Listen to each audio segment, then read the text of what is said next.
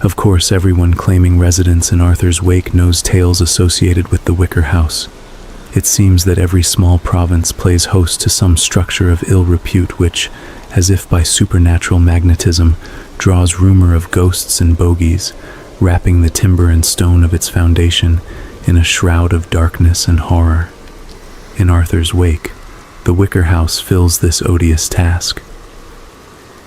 Scant days after arriving in town, while taking the time to familiarize myself with the local watering hole and its residents, I became introduced to the well-known superstitions surrounding the Wicker House. As a man of science, I knew any truths to be found in these outlandish stories were likely embellished to points unrecognizable. Nothing was first-hand.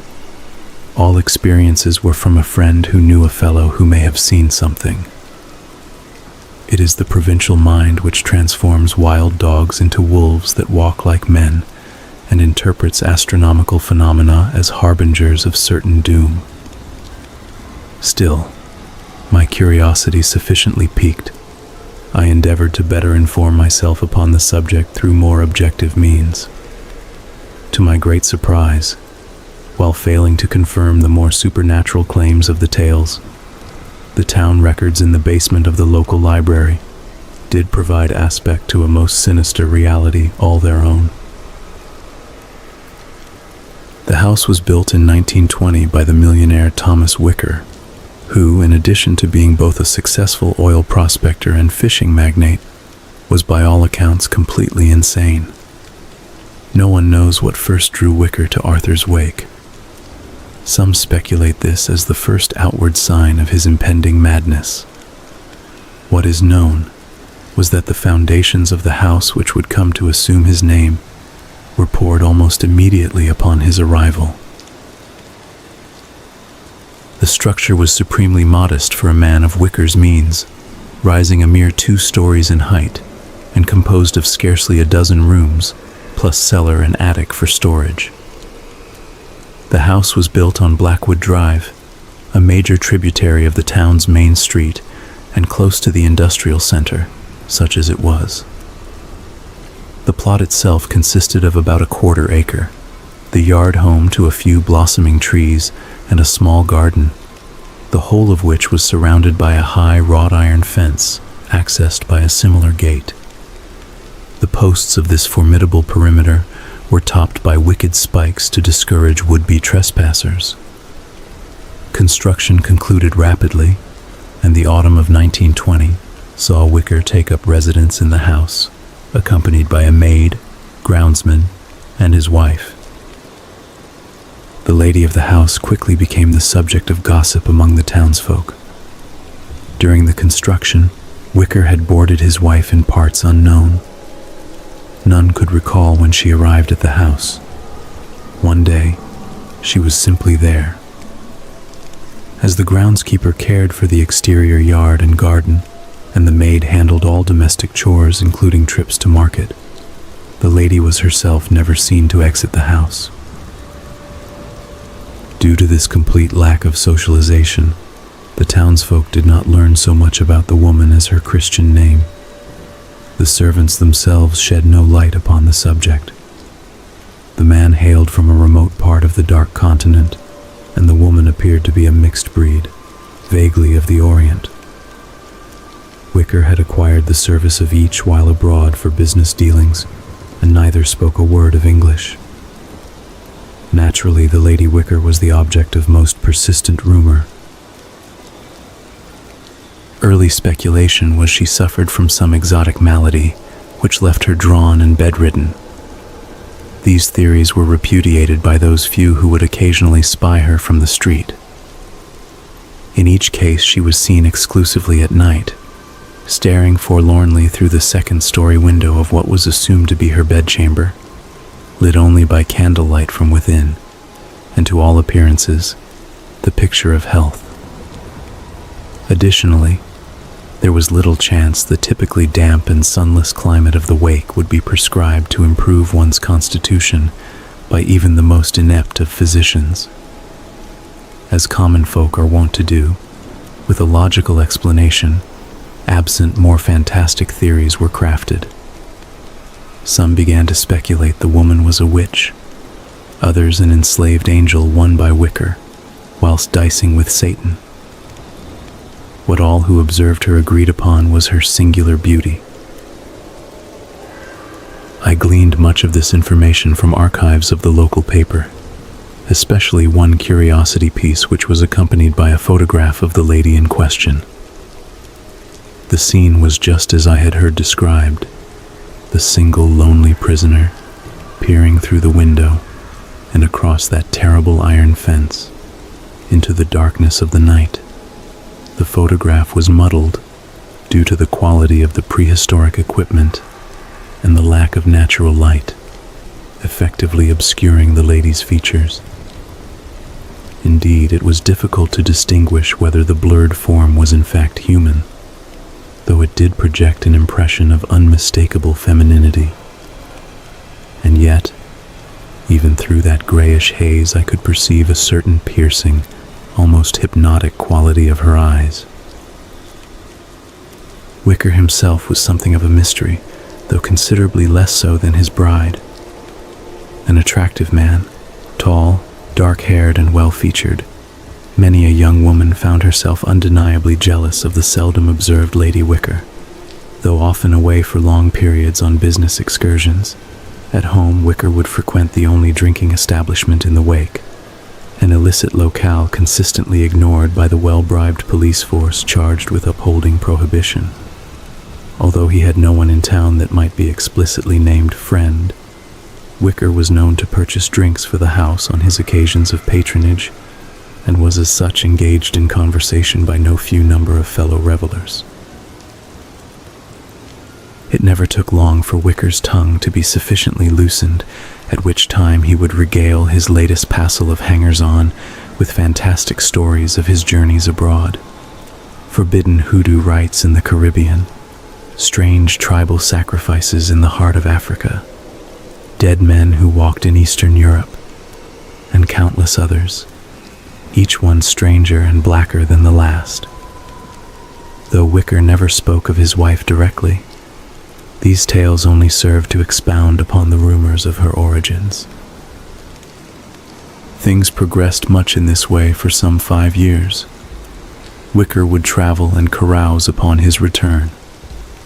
The servants went about their business without comment or complaint. The townsfolk gossiped. The lady remained a shut-in. The horror occurred without warning.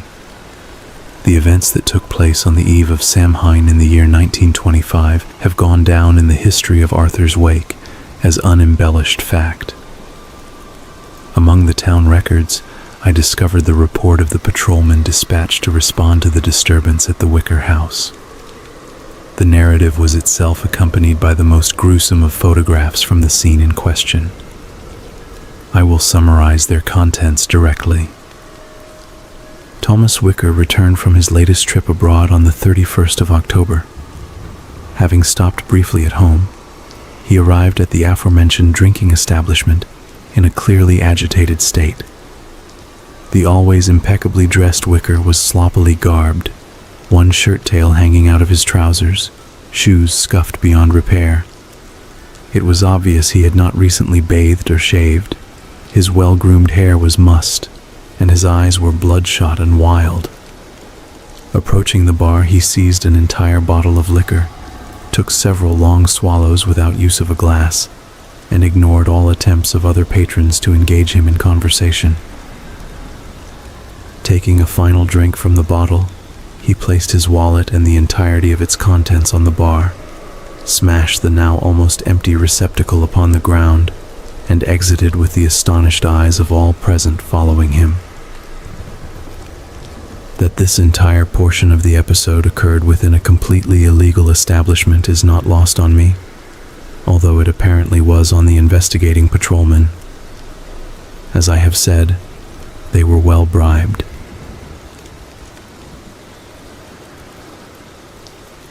That no mortal eye remains which observed what happened next is surely proof of a merciful God. The 2 patrolmen who first came upon the scene were summoned by terrified reports of shrill cries and demonic cackles. Long-term veterans and hard men both, they were nevertheless ill-prepared for what they would soon find at the Wicker House. Armed with a lantern and clubs in hand, the men carefully approached the dwelling, now ominously quiet. The great iron gate was open askew, as was the oaken door at the top of the steps leading to the interior of the house.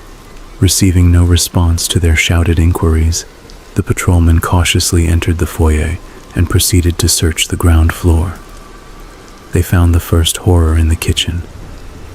The maid had been tied with thick hemp rope to a large table, limbs spread and secured to each of the 4 legs.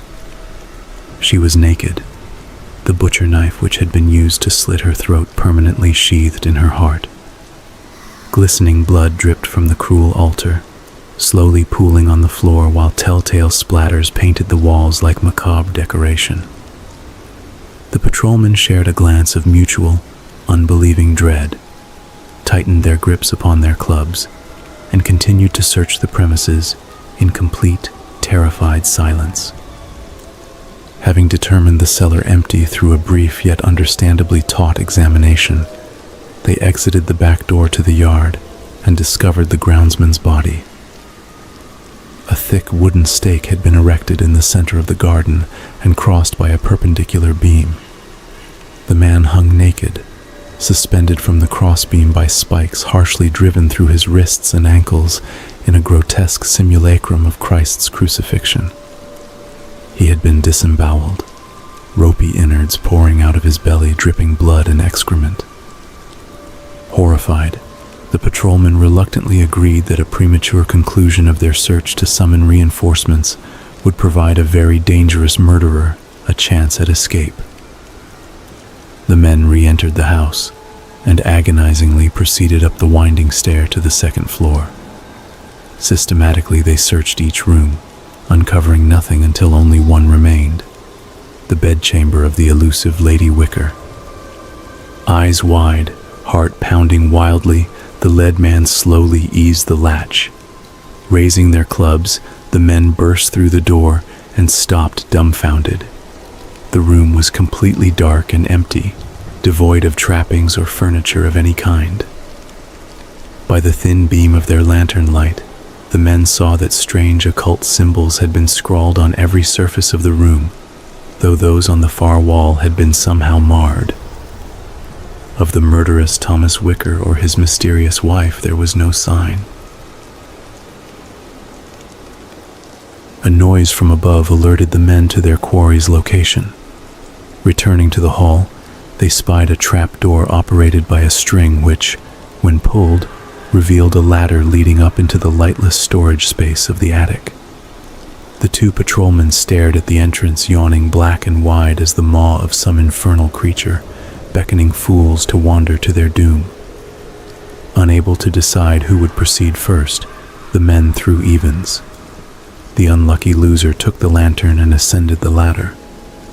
He stopped halfway through the aperture, lantern held high to better diffuse its light, and ready to beat a hasty retreat to the relative safety of the hallway below. The attic was in a state of disorder. Strange souvenirs of Wicker's trips abroad stacked haphazardly throughout.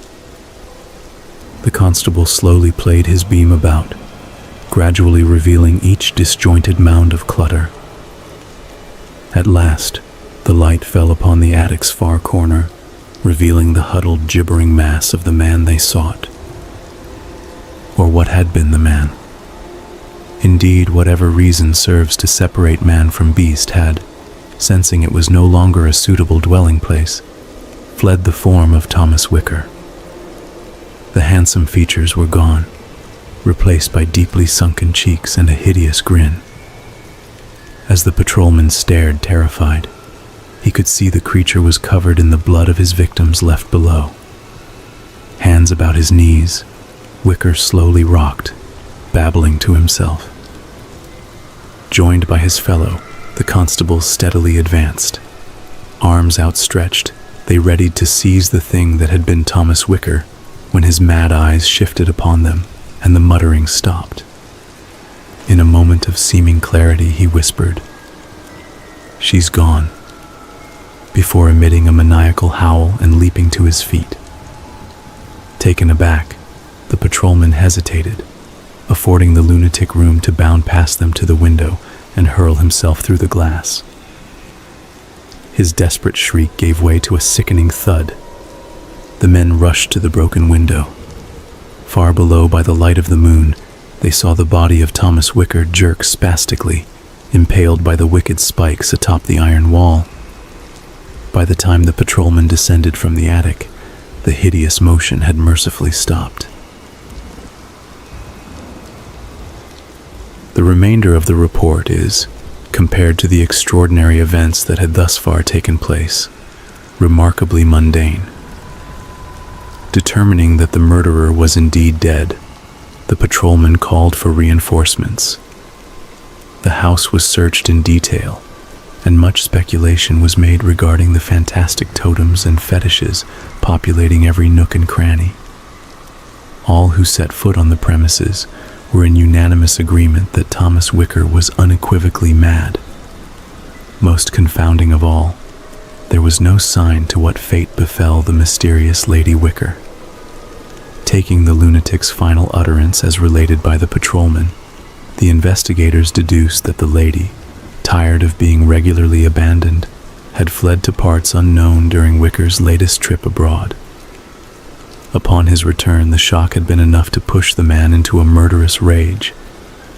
Since virtually nothing was known of the woman, neither whence she came nor even her proper name, no search was mounted and the case dismissed. It is from this point that the tale departs from the realm of logical reason to instead delve into the twisted byways of urban legend. About a month after the death of Thomas Wicker was when the disappearances began, the investigation of which ultimately led to my arrival in Arthur's wake. Parents would put their children to bed at night and find them gone the next morning. Exhaustive searches of the wake uncovered nothing.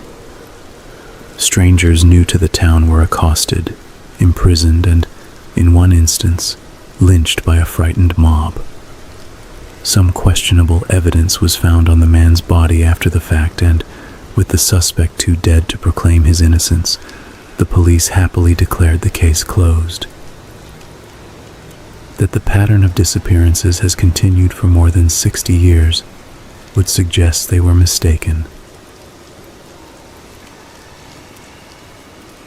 I have been unable to identify the first to claim seeing a strange light emitted from the long-abandoned window of the Lady Wicker's bedchamber, nor the one who swore he heard the sound of children playing as he hurriedly passed the accursed house. I do know that the tales have spread and grown to the point they are not so easily dismissed. Shortly, I will ascertain any truth to them that may be. I turn off the small audio recorder I have been speaking into and place it in my pocket as I make the turn onto Blackwood Drive. Heaven only knows for whom I make these notes. A lifetime of chasing ghost stories, of hunting down tales of creatures that delight the imagination and offend the sensibilities, has thus far provided me no hard evidence of the existence of some supernatural realm dwelling in the darkened shadows of our world. Indeed, each investigation only further affirms what I have long determined. The human mind is a miraculous thing in its unabashed propensity to deceive itself. And yet, I abide. Perhaps this will be the time my perseverance is at last rewarded with even a bare glimpse of that other place, a place every man knows, yet none have seen, but in their blackest nightmares, a place of monsters. Slender tendrils of fog quest hungrily between my feet like living things as I approach the ruins of the Wicker House. Pushing through the rusted iron gate, I am reminded that, despite my misgivings, I too am human. My mind is readily capable of deception as any other. Indeed, making my way up the front path, a trick of the moonlight suggests a soft glow emanating from the second-story window, as if from a candle lit within, and, were it not impossible, The visage of a beautiful woman stares down and smiles at me approvingly. My hand tightens on the knob as children's laughter reaches my ears. I open the door,